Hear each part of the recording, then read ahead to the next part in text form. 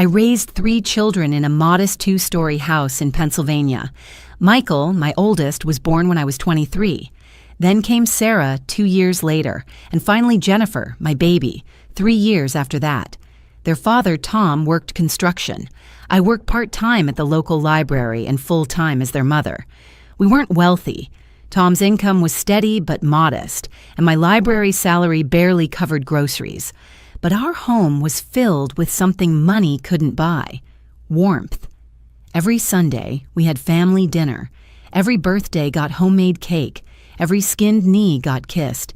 Every report card got celebrated. Every teenage heartbreak got talked through at the kitchen table over hot chocolate. I was an involved mother. Some might say too involved. I remembered every friend's name, every teacher's quirk, every worry they confided in me. When Michael got cut from the basketball team in 8th grade, I sat with him for 3 hours while he cried. When Sarah's prom date stood her up, I took her to dinner myself, fancy dress and all. When Jennifer struggled with math, I learned algebra all over again at 45 just to help her. Tom used to joke that I had a PhD in our children. He meant it lovingly. I wore my devotion like a badge of honor. The kids grew up. College came and went. Community college for Michael, state school for Sarah, a technical program for Jennifer. They stayed local, which I loved. Sunday dinners continued. I still knew their lives, their friends, their struggles. Then the marriages happened. Michael married Amber when he was 26. She was nice enough at first, a dental hygienist with a tight smile and tighter budget. Sarah married Kevin 2 years later. He worked in IT and had opinions about everything. Jennifer, my baby, married last. She chose Derek, a sales manager with slicked back hair and a firm handshake that always felt like a test. At first, nothing changed. We still had dinners, still celebrated holidays together. I welcomed these new people into our family with open arms. I asked about their childhoods, remembered their favorite foods, bought thoughtful Christmas gifts. But I began noticing things, small things. Amber would glance at Michael when I asked too many questions about their lives. Kevin would check his phone when I told stories. Derek never quite looked me in the eye. Then Tom died. Heart attack. Sudden. He went to work on a Tuesday morning and never came home. I was 61 years old and suddenly alone in our house. The kids rallied around me at first. They helped plan the funeral, sorted through paperwork, checked on me daily. I clung to them perhaps too tightly. I called every day. I showed up at their houses with casseroles. I needed them desperately, and I wasn't ashamed of it. That lasted about 3 months. Then Michael called and asked if we could talk. He brought Amber. They sat on my couch, the same couch where I'd rocked him as a baby, and told me they needed to set some boundaries. Boundaries, I repeated, not understanding. "You're calling too much, Mom," Michael said, not meeting my eyes. "It's a lot." I stared at my son, trying to process his words. "I call once a day, sometimes every other day." Amber leaned forward, her voice artificially gentle. "It's not just the calls, Barbara. It's the dropping by unannounced. The texts checking in constantly. Michael and I are building our own life, and we need space to do that." Space. That word would haunt me. "But your father just died," I said, my voice cracking. I'm struggling, and you're my family." "And that's the problem," Michael said, finally looking at me. "You're depending on us too much.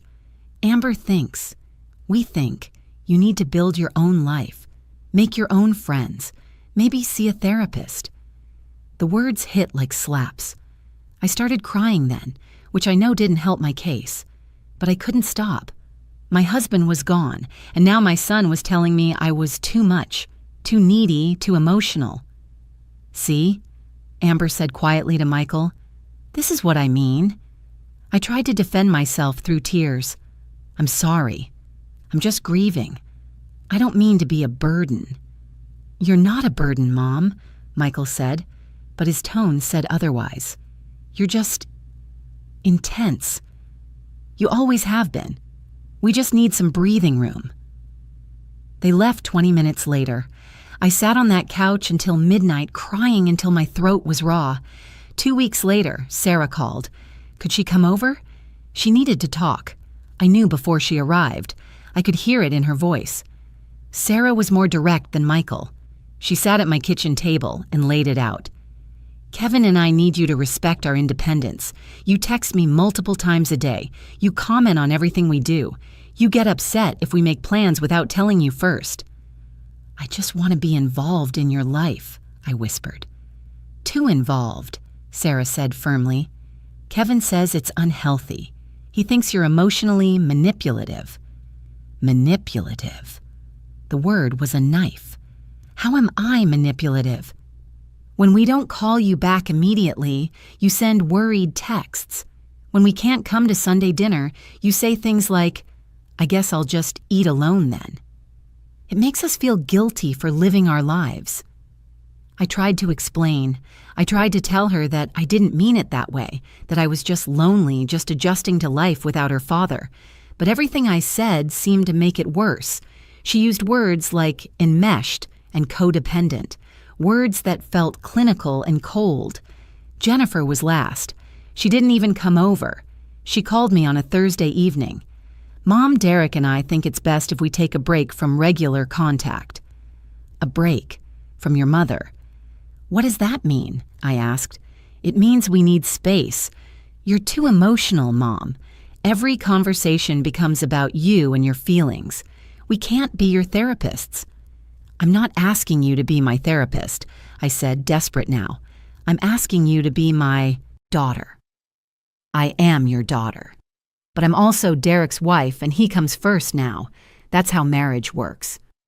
She hung up shortly after. I sat holding the phone, completely numb. The silence started slowly, then swallowed me whole. At first, I tried to respect their boundaries. I didn't call. I didn't text. I waited for them to reach out to me. Days passed, then weeks. My phone stayed silent except for spam calls and appointment reminders. I thought maybe they were testing me, seeing if I could give them space. I thought if I proved I wasn't too emotional, they'd come back. Thanksgiving approached. Surely, I thought, surely they'd want to spend Thanksgiving together. It was our holiday. I always made the turkey. Sarah brought her sweet potato casserole. Jennifer made her famous pumpkin pie. It was tradition. I called Michael first. Hi, honey. I was wondering about Thanksgiving plans.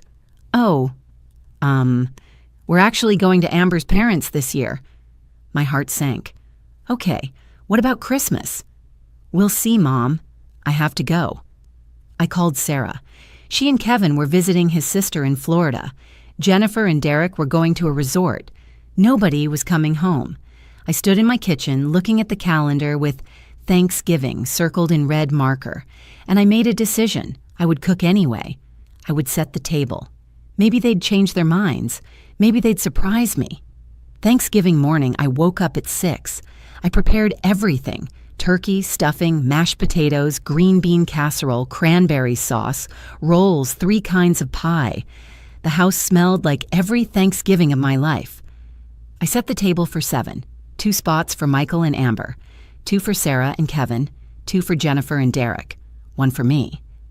At noon, I sat down. The food steamed. The candles flickered. I stared at 6 empty chairs and ate my meal alone, tears dropping into my mashed potatoes. I couldn't throw the food away. It felt wrong, wasteful. I spent the evening packing it into containers, filling my freezer with portions meant for a family gathering. Christmas was worse. I bought presents for everyone. I wrapped them carefully, wrote thoughtful cards. I called each of my children the week before, asking if they were coming. We're really busy this year, Mom, Michael said. The timing doesn't work, Sarah said. We need to do our own thing, Jennifer said. Christmas morning, I sat next to my tree, a beautiful 7-foot spruce I decorated alone, with wrapped presents scattered underneath. None for me, all from me. I didn't open them. I left them there until February, when I finally threw them away. New Year's came and went, then Valentine's Day, then Easter. Each holiday, I set the table.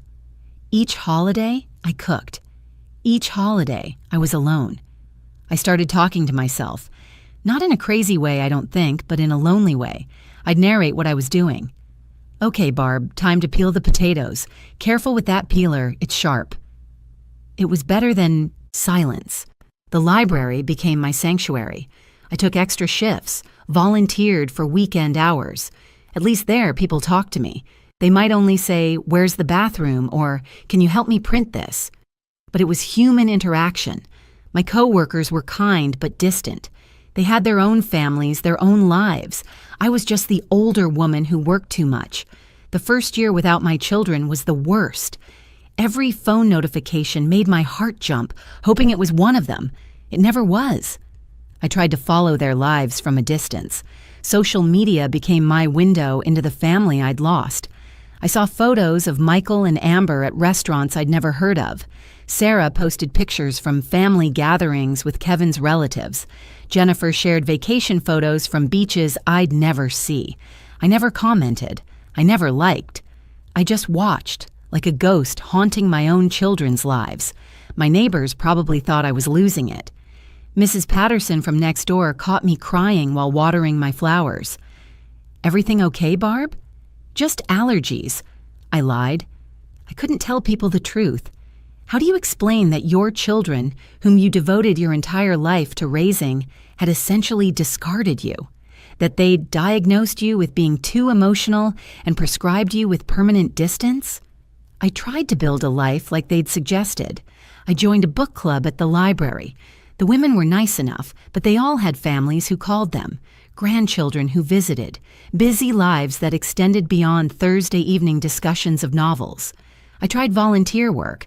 I served meals at a shelter every Saturday. The gratitude from strangers felt hollow. I didn't want thanks from people I didn't know. I wanted love from the people I did. Birthdays were torture. On Michael's 35th birthday, I sent a card. Nothing extravagant, just "Happy birthday, honey, love, Mom." I never heard if he received it. The next year, I sent nothing. What was the point? Sarah had a baby when I was 64, a little girl named Madison. I found out from Facebook. She didn't call to tell me. She posted photos from the hospital, Kevin's parents holding the baby, Amber cooing over her, Jennifer standing proudly beside her sister. I had a granddaughter, and I'd learned about it through a screen. I sent a gift, a handmade baby blanket I'd crocheted. I spent 3 months on it, every stitch a prayer that maybe this baby would bridge the gap. Sarah sent a text 3 weeks later. "Thanks for the blanket." That was it. No photo of Madison wrapped in it, no invitation to meet her, just "thanks for the blanket." I wasn't invited to the baptism. I saw photos of that too. Both families represented. Except mine. Except me. I stopped setting the table after the 3rd year. I stopped cooking elaborate meals. Most nights, I ate soup straight from the can, standing at the kitchen counter. Why dirty dishes for one person? The house that once rang with laughter and chaos became a mausoleum. Rooms I used to clean constantly gathered dust. I stopped going into the bedrooms upstairs. Their childhood rooms, frozen in time, were too painful. I got thinner. Not intentionally, just the natural result of not caring much about eating. My doctor noticed during my annual checkup, "Barbara, you've lost 20 pounds. Is everything all right?" "I'm fine," I said. Another lie. I was getting good at those. "Are you eating properly? Do you have someone checking on you?" I almost laughed. Someone checking on me. What a concept. "I'm managing just fine," I told her. 4 years into my exile, something unexpected happened. I received a letter from a law firm in Pittsburgh, Henderson and Associates. I almost threw it away, assuming it was junk mail or a scam. But something made me open it. It was about a class action lawsuit. Years ago, when Tom was still alive, he'd worked for Morrison Steel Manufacturing. The letter explained that Morrison had been illegally withholding pension funds and proper compensation from workers for over 2 decades. A massive lawsuit had been filed, and Tom's estate was entitled to compensation. I had to read it 3 times before it made sense. Tom had been dead for almost 5 years. How could he be owed money now? I called the number on the letterhead. A paralegal named Susan explained it all. Morrison had systematically cheated their workers, and the courts had finally held them accountable. Tom had worked there for 32 years. Based on his tenure and the wages he should have been paid, his estate was owed significant back pay plus interest, plus penalty damages. How significant? I asked. I can't give you exact numbers yet, but based on preliminary calculations, you should expect somewhere between $800,000 and $1.2 million. I nearly dropped the phone. Mrs. Barrett, are you there? That can't be right, I whispered. It's right. The settlement is substantial. Morrison fought for years, but the evidence was overwhelming. We'll need you to come in and sign some paperwork, verify Tom's employment history, but this is legitimate. I hung up in a daze. Nearly $1 million, maybe more. For weeks, I didn't tell anyone. Who would I tell? I had no one to share the news with. The paralegal's words echoed, "You should celebrate with family." Family. Right. The legal process took months. Paperwork, verification, court appearances. Susan walked me through everything. She was kind, professional, patient with my questions. Finally, on a Tuesday in October, the money transferred into my account, $1,047,612. I sat at my computer, staring at my bank balance. 7 digits. I'd never seen 7 digits in my account before. I could do anything. Travel, move, buy a new house. I'd spent my entire life scraping by, working part-time, stretching Tom's paycheck, clipping coupons, and now, suddenly, I was wealthy. The first thing I did was cry. Not tears of joy, exactly, but something more complicated. This money was Tom's. He'd earned it by breaking his back for 32 years, and he never got to see a penny of it. He died thinking we'd always be struggling, never knowing that Morrison had been stealing from us. I thought about what he would want me to do with it. Tom was a simple man. He'd probably say to be practical, pay off the house, save most of it, enjoy life a little. But sitting there alone in our house, looking at that number, I felt something I hadn't felt in years. Power. For 4 years, I'd been powerless. I couldn't make my children love me. I couldn't force them to call. I couldn't buy their affection or presence. But now I had something they didn't know about, something that, when they eventually found out, would matter to them. I didn't know exactly how yet, but that money was going to change everything. I kept the settlement quiet. I didn't change my lifestyle dramatically. I paid off my mortgage. That felt good, necessary. I put money aside for emergencies and future expenses. I donated some to the library and the shelter where I volunteered, but mostly I just sat with the knowledge of it. The money felt like a shield, protecting me from something I couldn't quite name yet. 6 months after the settlement, my phone rang. Michael's name appeared on the screen for the first time in 18 months. My hand shook as I answered. "Hello?" "Hey, Mom." His voice was casual, like we'd just talked yesterday. "How are you?" "I'm fine. How are you?" "Good, good. Listen, Amber and I were talking, and we realized it's been way too long since we've connected. We feel bad about that." Feel bad. Not are sorry, not apologize. Feel bad. "We'd love to take you to dinner this weekend. Catch up. What do you think?" I should have been overjoyed. My son was reaching out. But something felt off. His tone was wrong. Too cheerful, too performative. "That would be nice," I said carefully. We made plans for Saturday. After we hung up, I sat staring at the phone. Why now? Why after all this time? Dinner was at a mid-range restaurant, the kind with checkered tablecloths and oversized menus. Michael and Amber were already seated when I arrived. Amber hugged me stiffly. "Barbara, you look great. Have you lost weight?" We ordered. They talked about their lives, Michael's new position at work, Amber's sister's wedding, their plans to renovate their kitchen. I listened, contributing little, waiting. Then Michael cleared his throat. "So, Mom, we actually wanted to talk to you about something." Here it was. "We've been thinking about family, about how important it is, and we feel like we pushed you away when we should have been supporting you through Dad's death. That wasn't fair. They'd rehearsed this.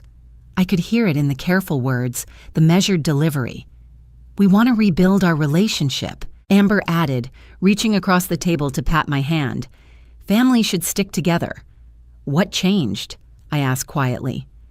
They looked at each other. What do you mean? Michael asked. 4.5 years. You told me I was too emotional, that you needed space. I gave you space. Now suddenly you want to rebuild. What changed? Michael shifted in his seat. Nothing changed. We grew up, I guess. Matured. Realized what matters. Did Sarah or Jennifer put you up to this? What? No. Why would you?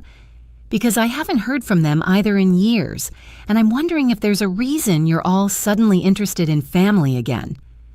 Amber's smile tightened. Barbara, we're trying to extend an olive branch here. I think you're being a little paranoid. I didn't push further that night.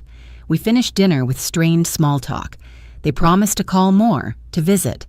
I smiled and nodded and didn't believe them. 2 weeks later, Sarah called. Could we have lunch? 1 week after that, Jennifer sent a text asking if she could stop by.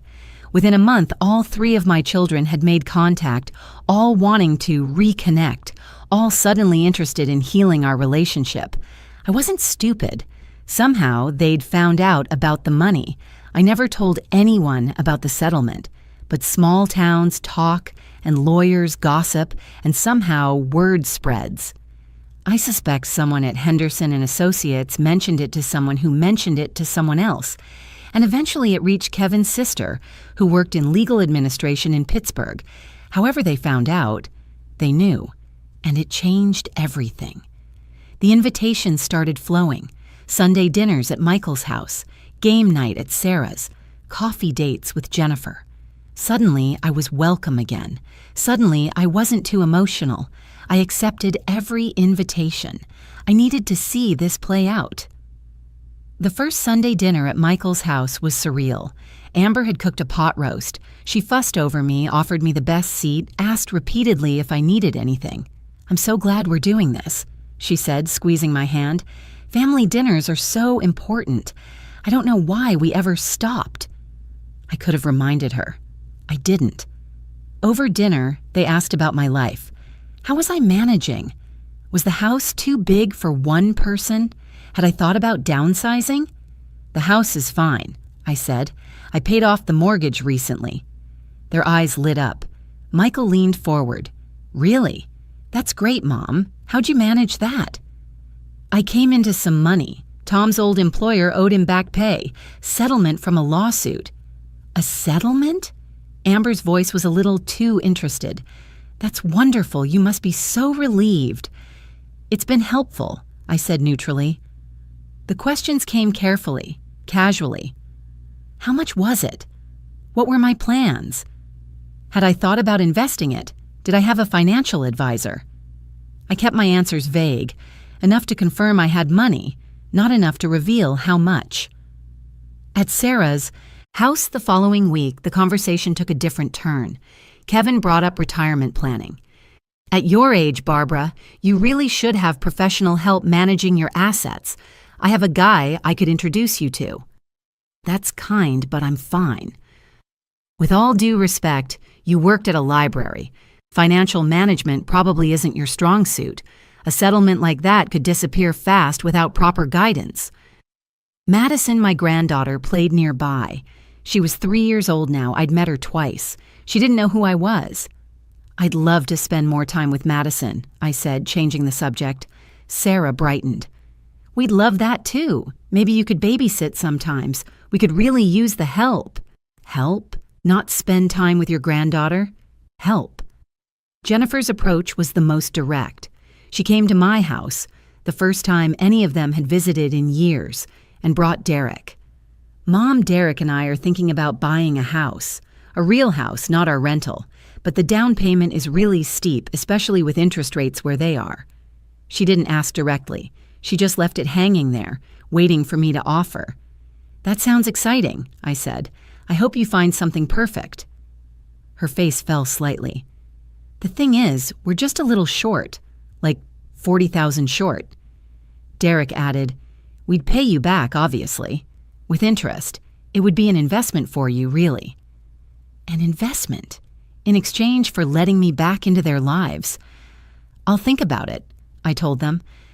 I had no intention of thinking about it. The requests escalated over the next few months. Michael needed help with a business opportunity, a friend's startup that just needed some capital. $25,000 would get him in on the ground floor. "It's a sure thing, Mom. We could both make money." Sarah needed a new car. Her old one was constantly breaking down. Nothing fancy, just something reliable. $30,000, maybe $35,000 with taxes and fees. "You're always saying you want to help, Mom. This would really help." Jennifer wanted to go back to school, an MBA program that would boost her career. Tuition was $18,000 per semester. Think of it as an investment in your daughter's future. And beyond the money requests, there were the invitations. But they always came with expectations now. "Come to Madison's birthday party," Sarah said. "Oh, and could you maybe contribute to the party costs? We're doing a big princess theme." "Join us for Thanksgiving," Michael offered.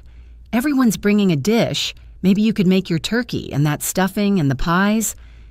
They wanted the old me back, the one who cooked and gave and served and paid for things. But they didn't want the emotional parts. When I tried to tell Jennifer about my loneliness during those years, she cut me off. "Mom, let's not dwell on the past. We're moving forward now." Moving forward. Without acknowledging what they'd done. At one dinner, I couldn't help myself. "Do you remember that Thanksgiving I spent alone? The one where I set the table for all of you and no one came?" Silence fell. Michael cleared his throat. "Mom, we've apologized for that time. We were going through a lot." "You've never apologized." "Yes, we have. Multiple times." "When?" He couldn't answer. Because they hadn't. Not once. Not ever. Amber jumped in. "I think what Michael means is that we've acknowledged we could have handled things better. But you have to understand you were a lot to deal with after Tom died.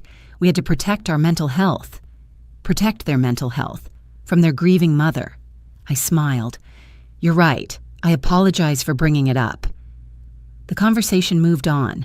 I sat there finally seeing clearly. They didn't love me. Maybe they had once, but that love had conditions I hadn't met. Now they were back because I had something they wanted. If you're relating to this story, please subscribe to this channel. Your support means everything. That night, lying in bed, I made my decision. I'd been thinking about it for weeks, really, but I'd been too scared to commit. Scared that maybe I was being vindictive, that maybe I was proving them right about me being too emotional. But this wasn't about emotion. This was about dignity. I called Henderson and Associates the next morning. "Susan? Hi, it's Barbara Barrett. I need to update my estate planning.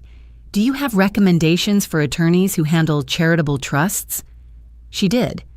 Within a week, I had an appointment with Martin Chambers, an estate attorney who specialized in philanthropic giving. I told him everything about my children, about the money, about what I wanted to do.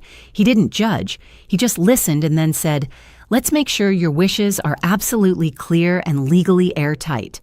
We got to work. 3 months later, everything was in place. My entire estate was being transferred into an irrevocable charitable trust. The Literacy Foundation would receive 40% for library programs and children's reading initiatives. The Shelter Alliance would get 30% for the homeless shelter where I'd volunteered.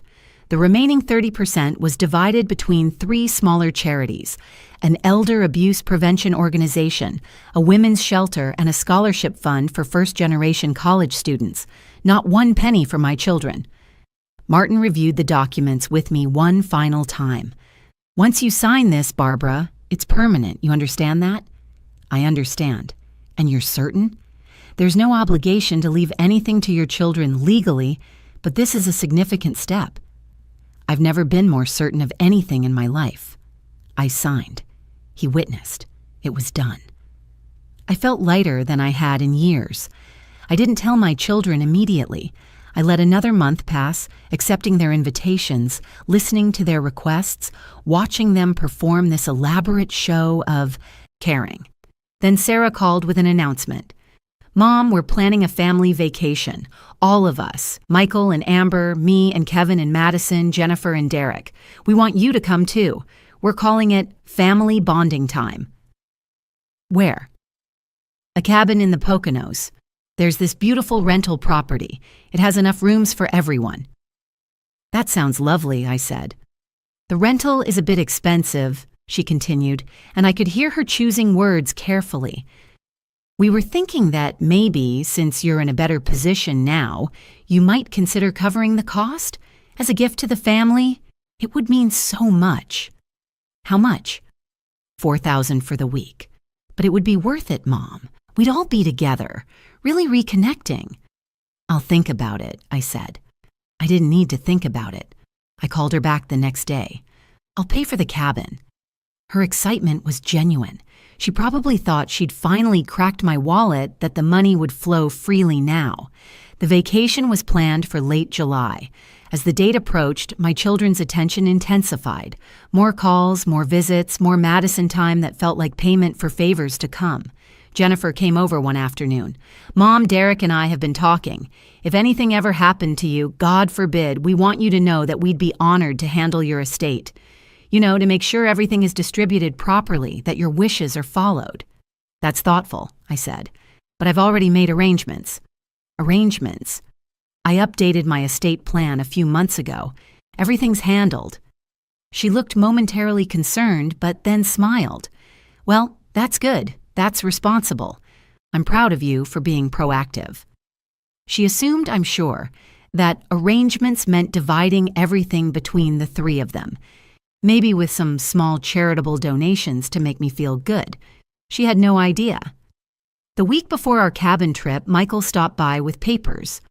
"Mom, I've been working with a financial advisor, that friend I mentioned. He put together this investment portfolio for you. Really solid returns, very low risk. I just need you to sign here authorizing the transfer of funds." I looked at the papers. It was requesting authorization to move $500,000. "I'm not interested," I said simply.